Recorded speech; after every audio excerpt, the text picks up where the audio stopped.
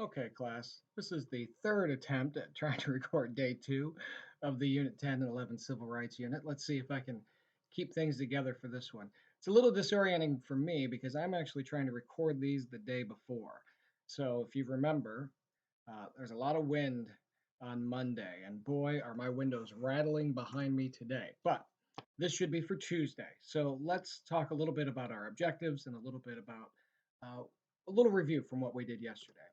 So yesterday we talked about the new strategy for the civil rights movement in the 50s, how they were going to try to use the judicial branch to attack the inequalities in society, and how through pouring in resources into the judicial branch into court cases and attorneys, you have the success of Brown versus Board. And then, of course, you had to be able to name the two court cases. So you have to know on the test, not necessarily the year, but that there's the earlier, much earlier, 1896 Plessy versus Ferguson case, which said you could have school segregation and pretty much anything could be segregated if things were quote unquote roughly equal. And then the first big challenge of that, what really effectively overturned that decision, was the 1954 Brown versus Board of Education. Today, we're going to keep going on that same theme, but we're going to talk about passive resistance or civil disobedience. They're really interchangeable. I think the more proper term, the more descriptive term is civil disobedience, because some things, I just think that's the best term to use, but you'll sometimes hear it as passive resistance. So let's do a quick review of what we've learned. I also want to tell you that I want to give out more virtual tickets. I've given out some already for some of the optional things that we've done. If you didn't know about some of that, what I'm doing is essentially giving out tickets for you participating like I normally would. I'm just writing them down, and then I'm going to, on Fridays, draw from those for assignments. So, just like always, we will on Friday do Dumb Laws, Dumb Crooks, and we will have a drawing for a virtual ticket for a document of the week pass, as always. So keep that in mind. But let's do a quick look at this vocab list that you already had and let you know that we obviously already had. Let's see if we can make check marks here. We already did Brown versus Board of Education. We already did Plessy versus Ferguson. Even today, we are going to go through boycott, civil disobedience, and the Little Rock Nine. So we're going to go through quite a bit of the vocab here just in the first couple days.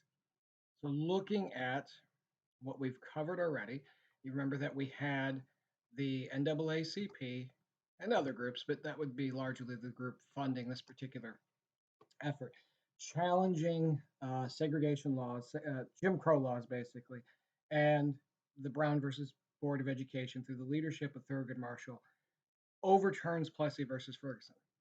Where that leaves us today is the idea that, yes, the court clearly stated that schools must integrate, but it didn't set out a very clear timetable. It didn't set out a very clear plan. And so what you see is things happen rather unevenly and ununiformly throughout the South. And you had resistance. Again, just to remind you, we're only highlighting things that are in yellow. We're only, excuse me, taking notes of things that have that yellow highlight marker. So your first new note today would be right here, 2C. You can organize this any way you want, as long as it makes sense and you have the material. People resisted this law. People resisted this decision. You had the Ku Klux Klan, and you had these groups called "quote unquote" white citizens councils who were fighting integration. Uh, Virtually every Southern congressman, I think only five didn't, signed a protest to this decision. Note, by the way, future president for this chapter, Lyndon Johnson, was one of the few Southern congressmen who refused to sign a protest to Brown versus Board. In other words, he was on the right side of history. But we then have these decisions coming down and local school boards deciding how they're going to do it. And really, one of the big media flashpoints was a large urban district in Arkansas, Little Rock, Arkansas. They finally unveiled their plan with how they were going to integrate their schools. And this was the first large urban area in the South to do this. And the school district announced stage one would involve 9 African American students attend the high school. Now, I've thought about this for a long time. If you were in charge of integrating a school and you knew there was a lot of societal resistance for it, who would you start with? What grade would you start with? And my first inclination, I'm curious to what you would think. My first inclination would be to start much younger. And I say that from an optimistic viewpoint of, I don't know how else to word this. Racism is learned. And the younger you are, the less likely you've been, hopefully, to have learned something so awful. I always like to reflect back to my oldest son when he was 3 and 4. He went to preschool uh, in Sandusky at the Sandusky YMCA. It just worked out with my schedule and with their program that I could take him to school there, and then he could stay there at the daycare afterwards, and it just worked out really well. And at the Sandusky Y, he ended up making this really close friend, his best friend for a couple of years, Marquise. And when Alex was 4, I believe it was, we were sitting around the dining room table, and he just walked up one day and said, "Hey, how come we're so white?" I didn't know what he meant. He was literally looking at his arm, and he just couldn't figure out why we were so pale, I guess. And he said, "My friend Marquise, he's got a way cooler color, and I think it's better." And then he proceeded to list all the reasons why Marquise was cooler. And I absolutely love that perspective for so many different reasons. But most importantly, to remind you that when a kid is little, they truly just see the world as they see it. And they go, "Oh, well, this person has a different skin color." That's all they assign to it. So why wouldn't we start with a group like that? Why wouldn't we start with kindergartners? Well, I think after you learn about this, you realize the reason you can't start with kindergartners is because of the horrific things the parents do, the things that they're shouting, the things that they're screaming. Because these 9 high school kids who do this, the Little Rock Nine, we dub them, they go through an absolute terror to attend school. They have things shouted at them that no human should ever have to hear. And if you had that done to little kids, I'm sure it traumatized them. I mean, they talk about it openly about how hard it was. Imagine doing that to little kids. So I think that's why, even though my gut instinct is you start younger, I think you had to start older because they had a better chance of weathering the storm. I'm going to show you, before we get into more notes, a little picture real quick of the Little Rock Nine. The data on this page is really old. I don't know what website I copied and pasted this from, but these are not the ages of these people. You can add about 20 years to that. Ernest Green, I think, is 77 or 78. This one right here. He is the most famous of the Little Rock Nine because he was the only senior in the group. But the point is, they chose these 9 students on a very different criteria than you might have expected. Whenever I ask kids, how do you think they chose these 9? Everybody says, "Oh, I bet they were the best students," or "I bet they were, the politest or the nicest students." And I think those were factors. All 9 of them were strong students, but they were not necessarily the 9 strongest students. They were chosen because through some primitive psychological testing that they did, preliminary psychological testing, they found them to be most capable of withstanding what they were about to go through. In other words, they were very mentally tough because they knew they were going to be told and said and mistreated in so many horrible ways. They had to be able to withstand that. And you're going to hear this theme over and over again in this chapter. They had to rise above what was going on because although this is terribly unfair, if somebody pushes or provokes them, you're they're not going to it's not a fair world where they're going to say, "Oh, well, this kid did this." They're going to deal with the response that one of these 9 kids had. It's not going to be, nobody's going to look at the whole picture here. They're going to go, "Oh, look, we brought in these minority kids and they did this, this, and this." And they're going to leave out that, "Oh, well, this, and this is in response to this horrible thing, and this horrible thing." So they had to find 9 kids who could have the just mental fortitude to ignore what most of us could not ignore. And so it's no surprise that all nine of them went on to be successful in various careers. And by the way, for my honor students, these are some of the people that you may be writing an essay about. And I will tell you that if you do not choose your topic, I'm going to give you Jefferson Thomas, not because there's anything wrong with Jefferson Thomas. He just passed away a few years ago, but he seemed charming and had a very successful life. But I'll have you pick him because he's the hardest one to research because his name is Jefferson Thomas. And every time you try to Google him, you're going to get a bunch of information about, of course, Thomas Jefferson. But anyway, these nine students were picked to integrate the high school.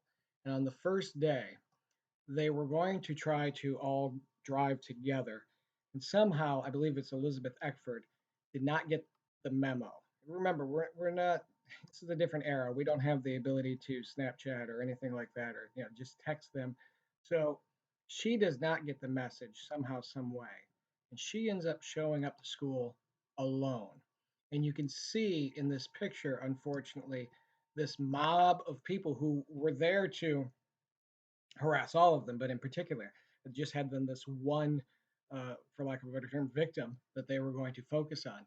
And the police felt that they didn't have the ability to control the crowd to the point where they started debating about whether or not they were going to save her life if this became a lynch mob situation. That's insane. Um, Eventually, the governor of the state actually used the National Guard to keep these students from attending.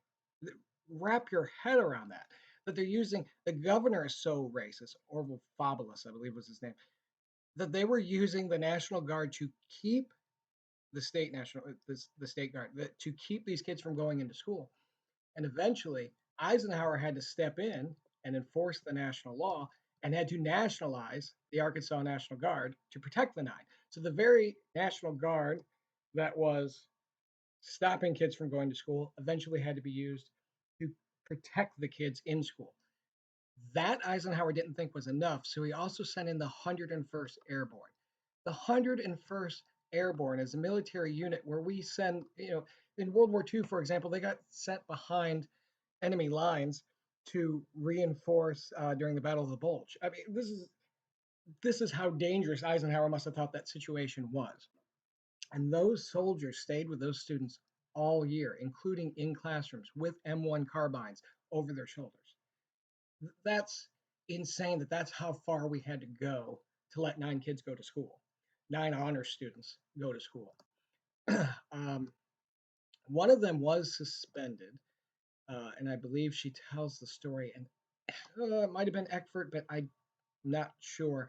But what happened was essentially one particular boy was bullying her all the time, and shoved a tray of food uh, in her into her chest. And I believe she flipped up the tray of food into his face, or maybe she punched him. The point is that she responded after a lot of taunting in an equal way, and of course she got expelled for the year, and the boy did not. And that's exactly why, totally unfair, but exactly why they had to absolutely be so mentally strong. There was another one of these girls who, in gym class, they were walking out single file, and there's a girl behind her and a girl in front of her who've conspired to hurt her. And the girl in front of her takes an empty Coca-Cola bottle that was glass and throws it on the ground, just put on the ground in front of herself, and then walks over it. And then as the girl they're targeting got to that broken glass, the girl behind her shoved her down on the ground into the broken glass. That's the sort of thing these guys are having to go through all the time. And then I believe it's Melba who says, even when that stuff wasn't going on, if you ever had a situation, and she did, where she kind of liked a boy and a boy kind of liked her, and they're trying to pass notes, you have a soldier in the corner of the room with an M1 carbine, and even if the intent is friendly, nobody wants to pass you a note if you've got a soldier behind you with a gun. It's just insane that they had to go through this. So Ernest Green, I told you, is the most famous because he was the senior, and when he graduated, they told him, Listen, you're not going to want to walk the stage because we've had numerous what we consider credible threats against your life, and we think that somebody is going to essentially act as a sniper and kill you if you try to walk across that stage. Do you still want to walk across that stage? And he said, yes, I'm willing to risk my life for this.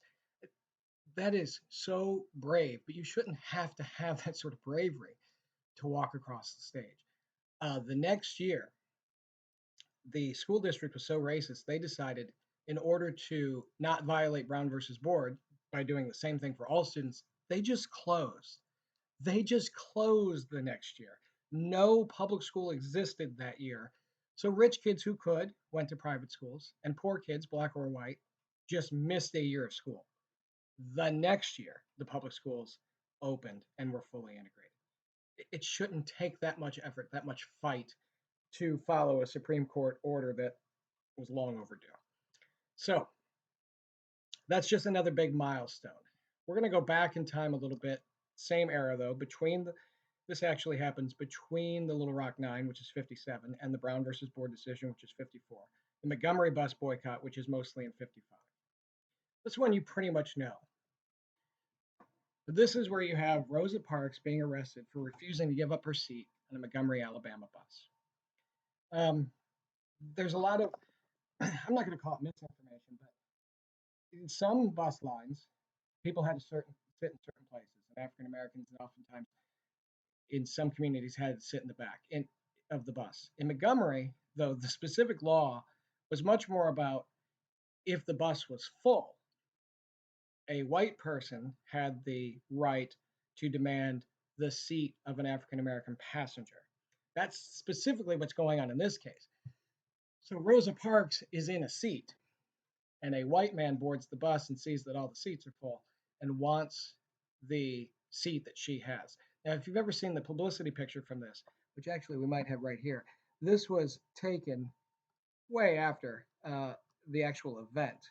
And I believe in that particular case, not 100% sure, but I believe that is a white man behind her who was in the NAA or was friendly to the NAACP. Anyway, this was just essentially a photo shoot. Not 100% sure on that, but pretty sure on that.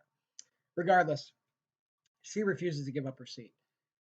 She is uh, someone who was experienced with the work of Dr. King, which we'll get to in a little bit. And she had some training on passive resistance or civil disobedience already. She was a local secretary for the NAACP. She knew how to be arrested without drawing with it, by drawing attention to the situation and not herself. And so she is arrested. Dr. King is ready. He's someone who's very young on the scene, 27 at the time, and had been a local pastor, and decides this is the time to unveil a technique, a strategy of passive resistance. They make the decision that they want to boycott the Montgomery bus service. Now, in this particular case, you have a bus line that services this community and has about 52,000 passengers a day. Now, this is a very important bus line.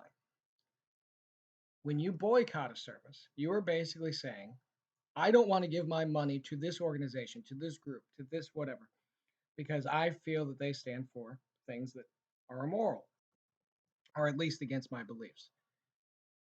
It can be effective if enough people follow through.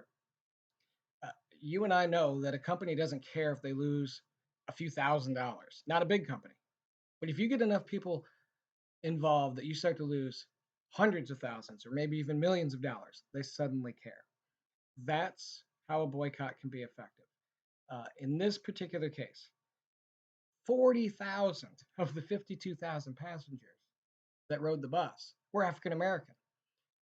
And so when African Americans say they're going to protest, this is a huge percentage, therefore a huge percentage of their income. And so Dr. King knew these facts going in and starts this boycott, which ended up going about 11 months. What I want to tell you, and I just want to reinforce time after time in this chapter, is that we all know Dr. King and we all know Rosa Parks. But you've got to remember that we have then thousands of people.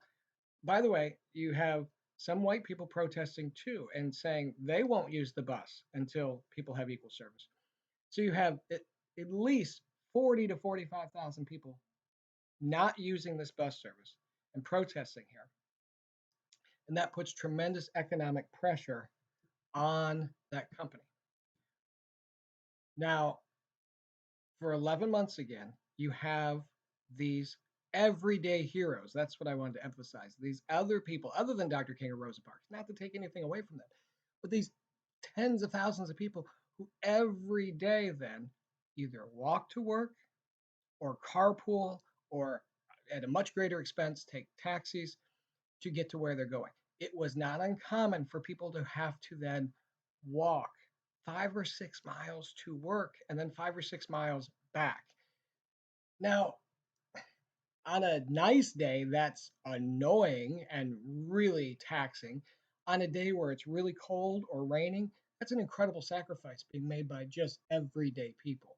And through that sacrifice, you end up with enough pressure and eventually a court decision that says, okay, this cannot be done anymore. And the Supreme Court ruled segregation on buses was illegal. And the boycott, because of that, coupled with the financial pressure they put on the company, made this a success. This is going to be repeated over and over again. Dr. King and others go, oh my gosh, this works. The momentum is on our side. Let's keep going. Now, today, underneath this lecture, you're going to have a formative review. And these questions will be up in a Google form and you can fill them out. This is what you're going to be getting a virtual ticket for. Remember, formatives aren't graded. I quote unquote grade them. I get the information from them, but I don't put anything in the grade book to mark anything ever with formatives, or even in regular school. I just go, oh, everybody missed number one. I've got to reteach that or whatever it might be. So after this lecture, make sure you go in and do this formative. It's only going to take you a couple minutes. And anybody whose name I have as completing the formative, it'll automatically tell me who did it. You will get a virtual ticket. Okay, but we're going to do just the very beginning of the next section and call it a day. So Dr. King, because of this Montgomery boycott, emerges as a national leader. I know that you can't see that because I have this immovable recording box. Sorry about that. It's Dr. King emerges as a national leader. And I want to talk a little bit about sort of where Dr. King is coming from. I'm still trying to move that box, but it won't let me. Oh, it did let me. Okay. Dr. King is obviously has his doctorate. Now, some of you know this, but in case it's unclear, a doctorate means an expertise in a field that you've proven by not only going to college a certain number of years, but usually getting something published or some sort of dissertation approved. In other words, you go to school for 4 years, you get your regular college degree. A lot of times you go to school for 6 years and you get what's called your master's degree. If you go to school 2 more years after that, so that's 8 years of college, you get your doctorate, provided you kind of pass X, Y, and Z. So Dr. King is a very educated man, and his doctorate is in theology. Now remember, not all doctors are medical doctors. I hope someday to get my doctorate in history. I still won't be able to help you if you're having a heart attack. For that matter, Dr. Sanders, I believe he has his doctorate in, I'm going to assume, something in education. Probably can't help you if you're having a heart attack. You can just go right on down the line, all the people that you know who have doctorates. His doctorate, his expertise is in theology. He knows about world religions. He is a Baptist minister himself, but he is very well aware of, for example, Gandhi in India and his ideals and other world religions. He's going to use that knowledge to guide his leadership. And the first major step he's going to take is to create the Southern Christian Leadership Conference, SCLC, Southern Christian Leadership Conference. Very important group. You're going to see that CORE and the National Urban League and the NAACP, those are big organizations. They're a big part of this movement. But as far as Dr. King was concerned, This is the part of the movement that sort of where the foot soldiers came from for all these events. The Southern Christian Leadership Conference takes advantage of this situation that Dr. King notices. He looks around and says, racist, Jim Crow laws, these things have oppressed virtually every part of African American society, with maybe one exception, the church. Churches seem to be left alone. Even racists up to that point, and we're going to explain where that switches, up to that point had largely said, well, we're not going to mess with church. And so a lot of times there were very well organized, large congregations of African American parishioners. And Dr. King said, I want to utilize this existing infrastructure, all of these churches with these big memberships, to educate people about civil disobedience and about passive resistance. Now, it ends up being incredibly effective, a great way to disseminate information about how to protest, when to protest, where to protest. But it is also why, unfortunately, then once racists figure this out, when you do things like voter registration through churches, that's why the racists then start terribly, unfortunately, blowing up churches. But Dr. King's logic at this point is absolutely brilliant and perfect to say, oh, we have this infrastructure, let's use this. And Dr. King is going to encourage then and teach through the SCLC this civil disobedience, nonviolent resistance to unfair laws. And this is the basis of essentially why there was so much success in civil rights. And then this is what other groups, women, Native American, Hispanic Americans, hippies, they're all going to steal this idea with, by the way, pleasure from Dr. King. He has no problem with this. They're going to steal these ideas and use them for their causes as well. It is partially derived from Gandhi, a leader for a struggle for independence in India. Gandhi had a different particular technique he used, but it's a form of civil disobedience, and that is he would go on hunger strikes. So he and some of his followers would not eat and be on the verge of death from not eating, to the point where it embarrassed the British government, who he was protesting, and then they would make changes. Dr. King just appreciated and loved that concept of how powerful passive resistance was, but chose to use different tools. And you're going to see some of these tools like sit-ins, things like sit-ins, peaceful protest marches. But let's talk about the two big reasons. And we're almost done with notes for today. But let's talk about the two big reasons why this was so effective. When you have somebody protesting, if you do so in the way that Dr. King is teaching you, even if, and especially if, the authorities, whether that be the police or whoever, if they respond to your peace with violence and you don't respond in kind, in other words, you stay peaceful, even in the face of violence, it creates empathy for the cause. It makes people go, oh my gosh, I feel so terrible for these people that this is happening and that is happening. Why are they doing this? Which leads to the next thing. It highlights the violence of the actual oppressor. It shows, hey, we're not the group that's violent. The protesters are not causing the problem here.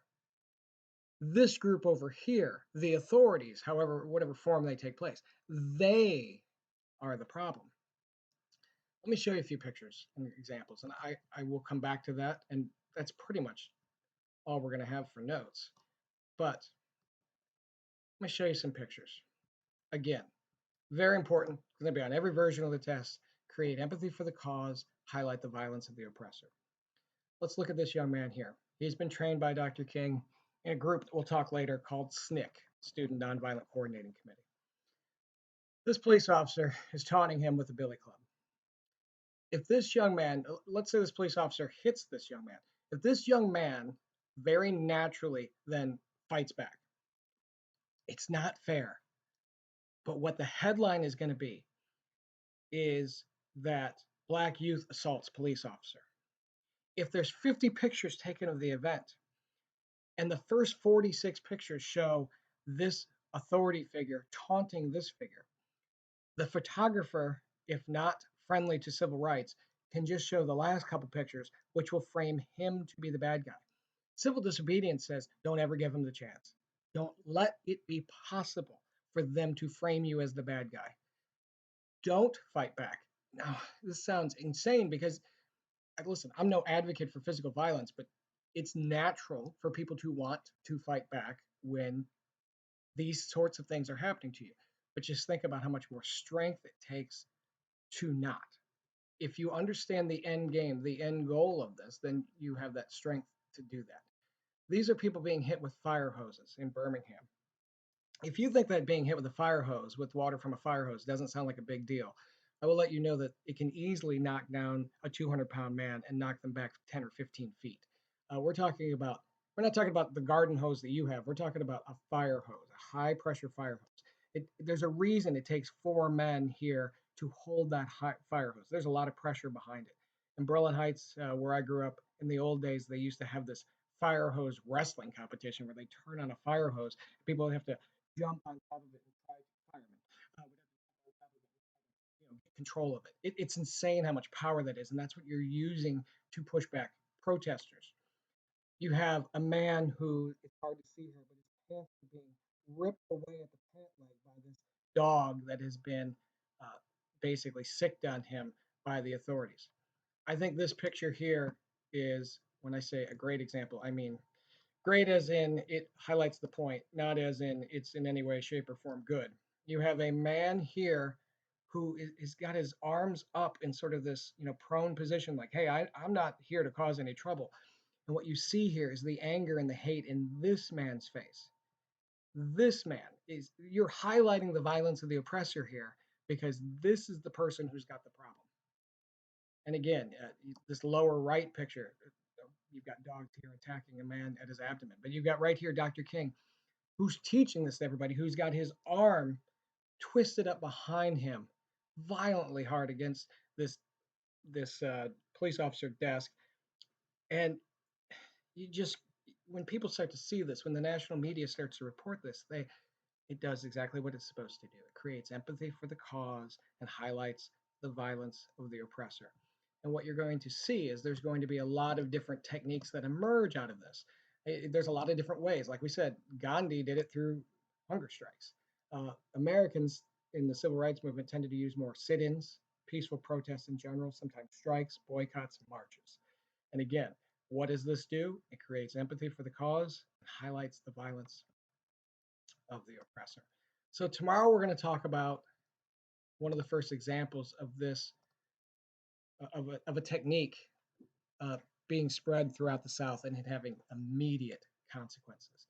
But those are all the notes for today. Remember, after this, go on and do the formative. It's only going to take you about 2 minutes, but your email will then log in your name, and I'll make sure everyone who does that gets a virtual ticket for that. So, sorry we went a little long today. Looks like we went 35 minutes, 33 minutes. Hope everybody's doing well. Stay safe out there and look for something on Wednesday.